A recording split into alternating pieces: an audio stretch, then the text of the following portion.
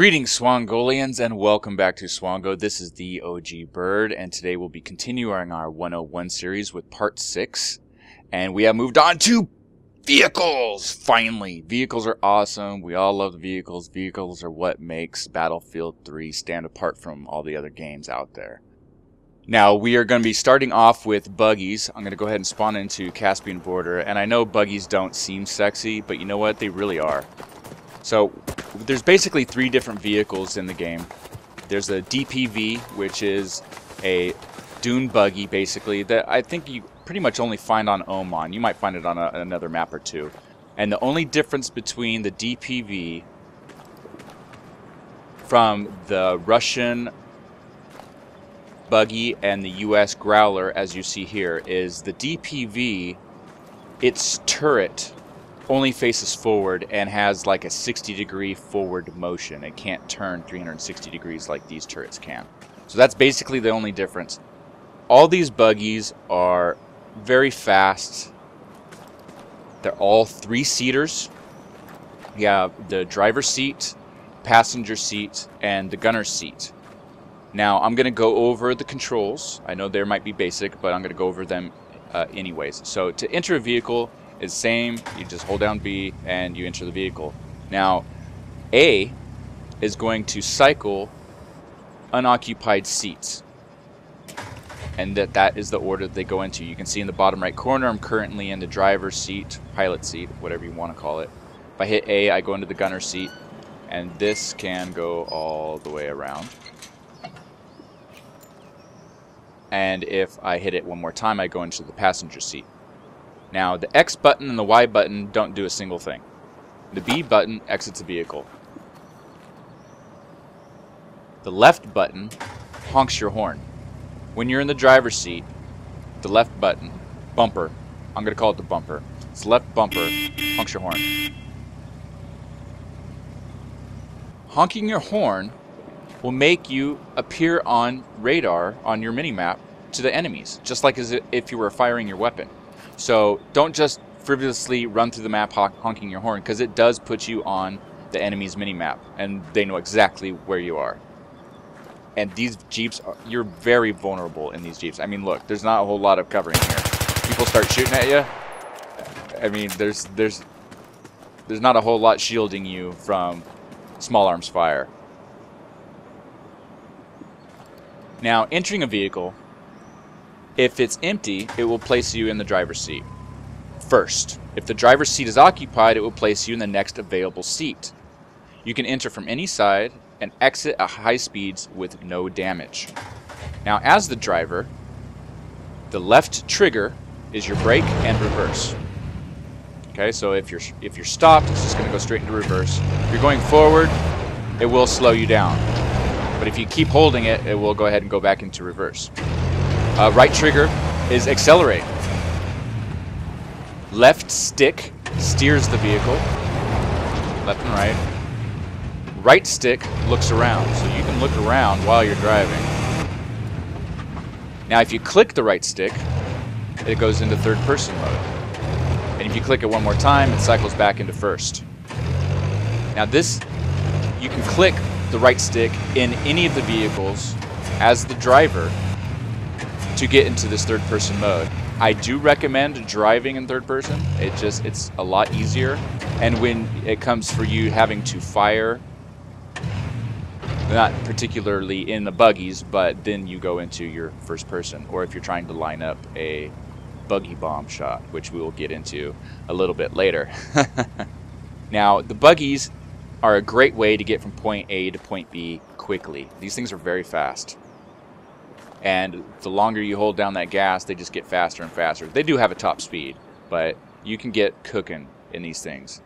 Now, note that there is no warning when you're being locked onto. There's no warning sound. So if somebody's got a javelin, or they've got you painted, or they have some type of guided missile, you have no idea that you're locked onto and being fired upon. So be wary of that. So if you suddenly just explode, that's probably why. Now, water. The buggy can drive through shallow water. If the water's too deep, all the passengers in the buggy will be immediately ejected. You won't be harmed, but your buggy will not be salvageable because it's already in too deep of water if you've already been ejected. Unless somehow it's found its way into a shallower water, which means that you can get back into the buggy and salvage it. But most likely, if you've driven into the water and it's ejected you, you might as well just leave the buggy. In the gunner seat, we're going to get in here, switch to the gunner seat. Now he's got his own controls as well. The left trigger zooms. Got a nice little zoom here. But notice that when you're zoomed, you rotate much slower. And this is the same in all of the land vehicles. Zoomed, you just zoom so much slower. The right trigger fires.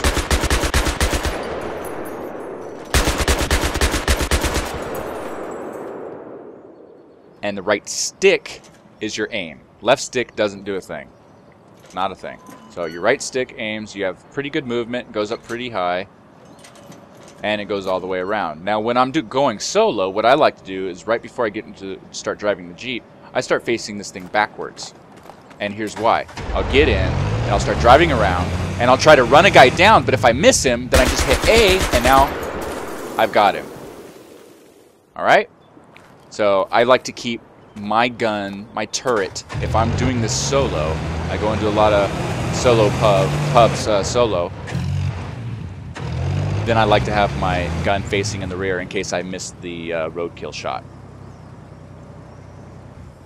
As the gunner, you pretty much have unlimited ammo. The gun only stops firing when it's overheated. So if you burst,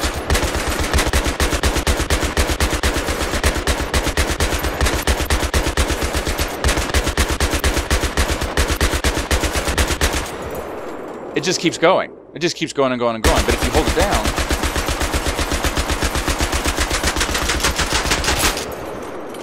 it overheats. So that's, and then you get that reloading sound, like you've ran out of ammo. That's not what happened. Your gun has overheated. So remember to burst fire this weapon, and it will be just unlimited ammo. You'll just be able to burst all day long.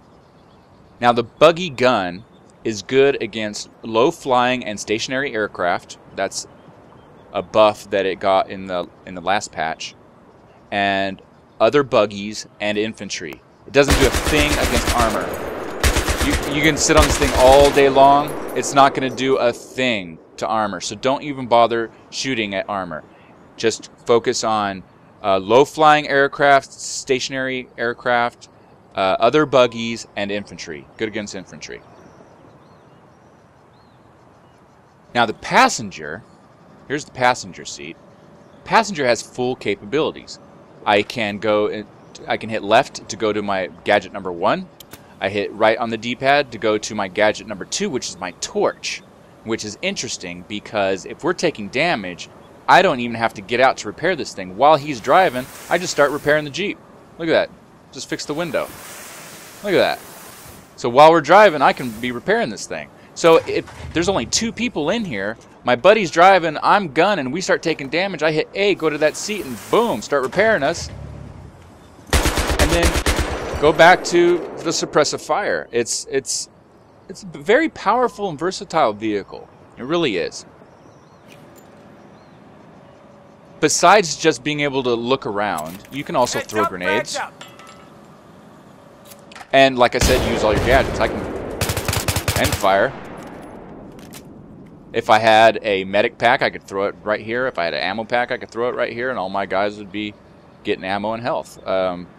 This passenger seat is a good place to be. Buggies can also be used as weapons.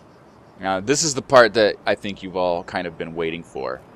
Now, you can simply run somebody over, drive around, run them over, or you can, line them up and then jump out and have the buggy run them over. Either way, you're still getting a roadkill. That's what a roadkill is, by the way, is running somebody over with your vehicle. Or you can turn your buggy into a mobile bomb by using either mines or C4. Your buggy converts into a devastating weapon. Now, I'm going to suicide here, and we're going to begin with mines. So I need to get rid of my repair tool and equip my mines. take this time to subscribe to the channel and like our video. Share it among all of your social sites and give me a hand here and help this to get around a little bit more. We're going to spawn in with the mine. Now, beginning with the mines placed in or on your buggy creates the true Jihad Jeep. Now the reason for this is that you will not survive. Okay, let me demonstrate. To make sure that these get on the Jeep and not just next to the ground, I'm actually going to get on the Jeep. I'm going to place these mines in here. I'm just going to place them all. Here we go. Just riddle this Jeep with mines. Now, I get in. Thank you. I get in, and you can see that there's some kind of explosive. It's got the explosive symbol, blue explosive symbol all over my Jeep. Those are where the mines are at. Now, when I exit, let's get next to this Jeep here, or this tank here. When I exit, this thing is going to immediately explode. Ready? Here, I'm going to hit B now.